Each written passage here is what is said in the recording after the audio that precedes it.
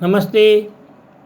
मैं professor doctor Sushil Kumar Sharma, Jyoti Vidyapeeth, women's university, Jaipur, faculty of Ayurveda science, BMS second year, रसशास्त्र एवं भेषज कल्पना विषय।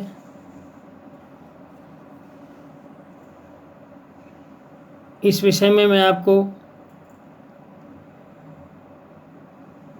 रत्नों के बारे में बताने जा रहा हूँ। पिछले अध्याय में मैंने आपको हीरक के बारे में जानकारी दी, हीरा भस्म के बारे में जानकारी दी। हीरक भस्म जो है अत्यंत उपयोगी, अत्यंत शरीर को सुदृढ़ करने वाली, समस्त रोगों को शमन करने वाली होती है। उसके बारे में आपको समझाया, बताया। अब मैं आपको इस अध्याय में नीलम जो है अगला रत्न है, नीलम, उसके बारे में बताने जा रहा हूँ।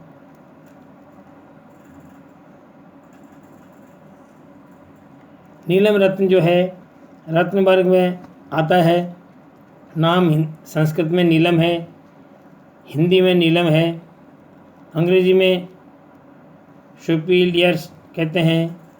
रासायनिक सूत्र इसका Al2O3 है। काठिन्य 9 है। आपेक्षिक घनत्व 4 है। पर्याय इसका नीलोपल, नील रत्न, सुनीलक, महानील, नीलाश्म, शनि रत्न, तृणग्राही, इंद्रनील और शुक्ल नील इसे कहते हैं। इसके पर्याय हैं। इतिहास में नीलम का उल्लेख सर्वप्रथम वराह मिहिर के बृहत संहिता 5वीं शताब्दी में मिलता है। बाद में रसग्रंथों में सर्वत्र इसका विस्तृत वर्णन उपलब्ध होता है। सारे रसग्रंथों में इसका औषधि के रूप में और ग्रह बाधा में धारण करने के लिए इसका उपयोग समस्त रसग्रंथों में मिलता है। परिचय में यह गाढ़े नीले से सफ़ेद वर्ण का पारदर्शक पाषाण रत्न है। यह पारदर्शक खनिज एल्यूमिनियम ऑक्साइड होता है। इसका नीला रंग इसमें उपस्थित टाइटेनिक ऑक्साइड तथा अल्प मात्रा में कोबाल्ट के कारण होता है। वर्ण की भिन्नता के कारण अतिरिक्त माणिक्य और नीलम में कोई अंतर नहीं होता है। मतलब वर्ण की भिन्नता ही होती है, बाकी माणिक्य और नीलम में कोई अंतर नहीं होता। यह भी कुरुविंद वर्ग का रत्न है।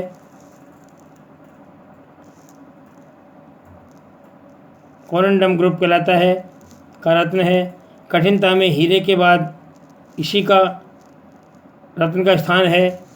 हीरे के बाद काठिन्य में इसी का आता है। नीलम के बाद माणिक्य है। यह शनि ग्रह को प्रसन्न करता है। यानी शनि ग्रह का बाधा हरने वाला रत्न माना गया है। शनि ग्रह को प्रसन्न करने के लिए इसे नीलम को धारण करते हैं।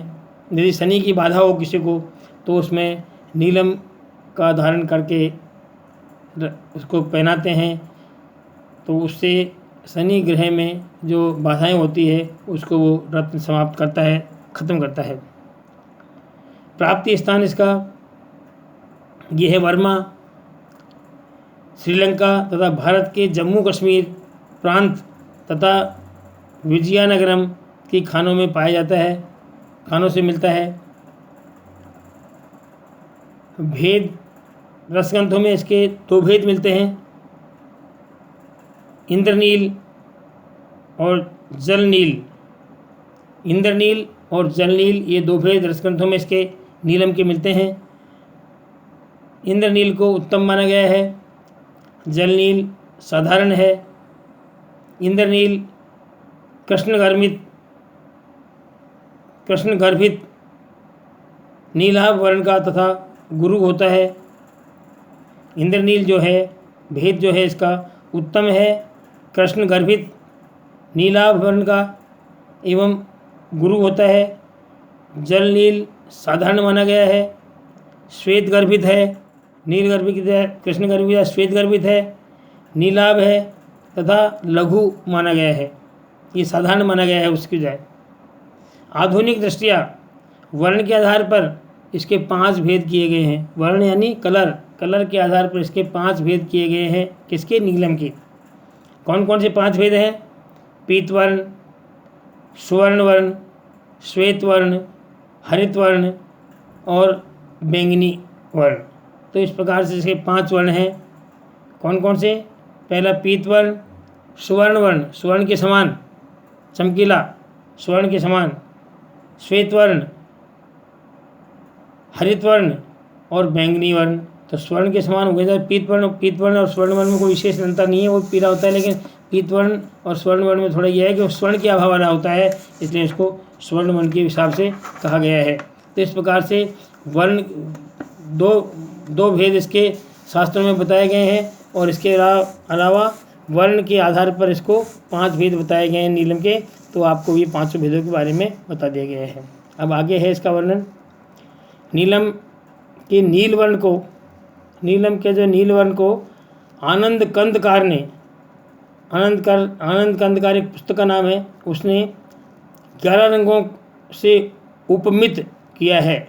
मतलब नीलम का जो नील वर्ण का है, नील वर्ण का जो नीलम है, उसको आनंदकार एक पुस्तक वाला है, पुस्तक ग्रंथ है, उसके रचयिताकार ने, आनंदकार ने 11 रंगों में उपमित किया है, 11 रंगों को बताया है। यथा कौन कौन से बताए हैं? यथा नीली वृक्ष के रस सदृश नीलवर्ण, मतलब नीलावर्ण क्यों क्या होता है? एक तो नीली वृक्ष के रस सदृश नीलवर्ण, वैष्णवी यानी अपराजिता पुष्प सदृश नीलवर्ण, अपराजिता का पुष्प नीलवर्ण का होता है, तो अपराजिता पुष्प सदृश नीलवर्ण। तीसरा बताया है लवली पुष्प सदृश नीलवर्ण, लवली पुष्प के समान नीलवर्ण। चौथा है नील कमल सदृश नीलवर्ण। पांचवा है अतसी पुष्प सदृश नीलवर्ण। मतलब नील वर्ण के ही आनंदकार ने 11 प्रकार के रंगों का इसमें वर्णित किया गया है, जिसमें पांचवा है अतसी पुष्प सदृश नीलवर्ण। फिर छठा लिखा है चास पक्षी के पंख सदृश नीलवर्ण, चास पक्षी होता है उसके पंख सदृश नीलवर्ण। सातवां है कृष्ण त्रिकर्णिका पुष्प सदृश नीलवर्ण। आठवां है मयूरकंठ के छाया जैसा नीलवर्ण, मयूरकंठ के छाया के सतह नीलवर्ण हो। नौवां है भगवान शंकर के कंठ जैसा नीलवर्ण हो, भगवान शंकर के कंठ सदृश नीलवर्ण हो, वो नीला। 10वां है भगवान विष्णु के शरीर के समान नीला तथा भृंगराज पत्र के सदृश नीलवर्ण। इस प्रकार से आनंद कंदकार लेखक ने इसके नील वर्ण का जो नीलम है, उस नील वर्ण के नीलम की 11 उपमाएँ दी गई है, 11 प्रकार की उपमाएँ दी गई है। मतलब कि नीला है तो किस प्रकार के नीला, तो 11 प्रकार के जो नील वर्ण हैं, उन नील वर्णों के समान उसकी उपमा दी गई है। इस प्रकार की नीलम की उपमाएँ हैं। अब आगे बताया है कि उत्तम नीलम के क्या लक्षण होते हैं। उत्तम नीलम के लक्षण बताए हैं स्निग्ध, स्वच्छ, सुंदर, कांतियुक्त, पारदर्शक, चमकीला, वजनदार, ज्योतियुक्त, कांतियुक्त होता है, ज्योति होती है उसमें, तथा नीले रंग का नीलम श्रेष्ठ होता है। तो ये उन्होंने बताया कि उत्तम नीलम के लक्षण क्या होते हैं। उसमें नीले वर्ण के नीलम को उत्तम माना गया है। और उसके क्या बताया, वो कैसा होना चाहिए? स्वच्छ होना चाहिए, सुंदर होना चाहिए, कांति युक्त होना चाहिए, उसमें कांति बिखेरने वाला होना चाहिए, पारदर्शक होना चाहिए, उसके आर पार दिखे, स्निग्ध हो, चिकना हो, चमकीला हो, चमकता हो, वजनदार हो, ठीक है। और ज्योतिर्युक्त, वही कांति और ज्योति, उसकी ज्योति, उसमें ज्योति निकले, एक तरह की ज्योति में उसमें निकले, ऐसा लगे कि उससे ज्योति निकल रही है, तो ज्योतियुक्त हो। तथा नीले रंग का जो नीलम है उसको श्रेष्ठ माना गया है। श्लोक लिखा है इसके लिए कि स्वच्छम स्वच्छम स्वच्छाया ममलम, स्वच्छम स्वच्छाया ममलम मसृणम तु महो उज्ज्वलम, स्निग्धम गुरु लसज्योति जात्यम नीलम मतम बुधई। ये रसतंत्र का श्लोक है। इसमें इसके सब लक्षण बता दिए गए हैं। कौन सा याद करना है इसको? स्वच्छम, स्वच्छ छाया ममलम, स्वच्छ छाया हो, ममलम हो, अमल हो, मिश्रण हो, तो महोज्वलम, महोज्वलम हो, स्निग्धम गुरु रसद ज्योतिर्जातम नीलम मतम बुधई। इस प्रकार से इसको बताया गया है। आगे इसकी जो उत्तम नीलम की परीक्षा क्या होती है उसके बारे में बताया कि उत्तम नीलम तो लिया अपन ने, लेकिन उसकी परीक्षा कैसे करेंगे, क्या परीक्षा है उसकी किस परीक्षा में कसौटी में खरा उतरे उसको उत्तम माने। अपन हर कोई उसके बारे में जानता नहीं, तो उसकी उत्तम की परीक्षा के बारे में बताया है कि पूर्णिमा की धवल चांदनी में खड़ी गौरवर्ण सुंदर स्त्री के हाथ में दूध से भरा पात्र रखें। क्या कि पूर्णिमा के धवल चांदनी यानी बिल्कुल सफ़ेद चांदनी में खड़ी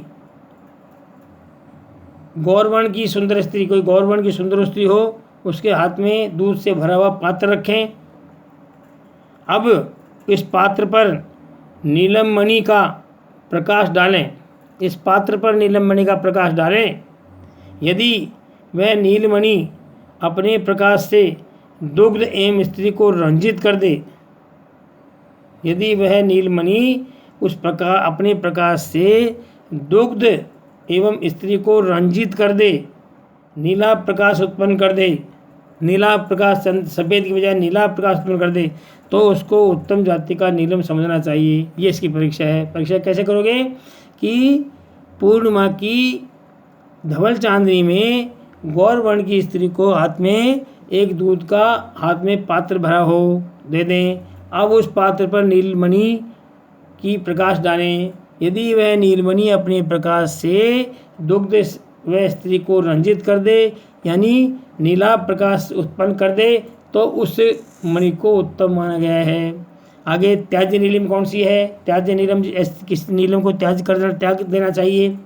आधे भाग में रक्त और आधे भाग में नीलवर्ण की, आधे भाग में लाल हो, आधे भाग में नीलवर्ण की हो, छायांश से युक्त हो, अपारदर्शक हो, रूक्ष हो तथा कोमल, आसानी से टूटने वाली हो, ऐसी नीलम त्याज्य होती है। ऐसे नीलम को ग्रहण नहीं करना चाहिए, उसको ग्रहण योग्य नहीं है, औषधि के लिए भी नहीं और धारण के लिए भी नहीं, उसका प्रयोग नहीं करना चाहिए। नीलम का शोधन कैसे करेंगे? शोधन के लिए है नीलम को नीली सूरज से दौलायंत्र विधि में 3 घंटे तक शोधन करने से नीलम शुद्ध हो जाता है। बिल्कुल बहुत सरल तरीका बताया है कि नीलम को नीली सूरज में दौलायंत्र विधि से 3 घंटे शोधन करें तो नीलम स्वच्छ हो जाता है, शोधित हो जाता है। इसका मानन के लिए लिखा गया है कि शुद्ध प्रथम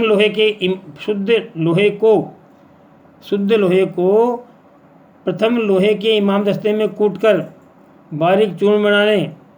अब उसमें शुद्ध लोहे में शुद्ध हरताल, शुद्ध मनशिला और शुद्ध गंधक डालें हैं। प्रत्येक नीलम के समान भाग खरल में एकत्र मिला, समान भाग होने चाहिए।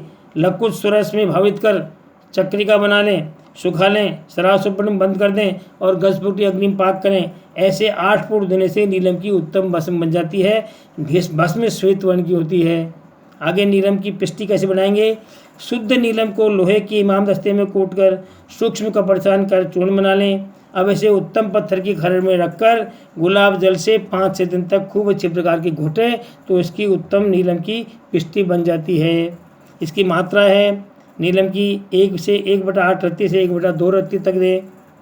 अनुपान शहद मक्खन विविध औषधियों के साथ इसको दे सकते हैं। शहद और मक्खन और विविध औषधि जो उसको साथ दी जाए, रोगानुसार उनको साथ दे सकते हैं। नीलम के गुणकर्म क्या है? ये है 2 त्रिदोषग्न तीनों दोषों का नाश करने वाला है।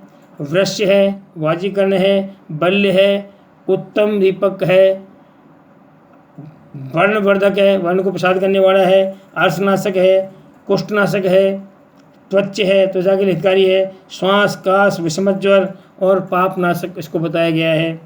इसके प्रमुख योगों में राज मृगांक रस है, मणि पर्पटी रस और रत्न भागोत्तर रस, इस प्रकार से इसके रस हैं। इनका प्रयोग करें और इस प्रकार से नीलम की आपको सारी बताइए। नमस्कार, धन्यवाद।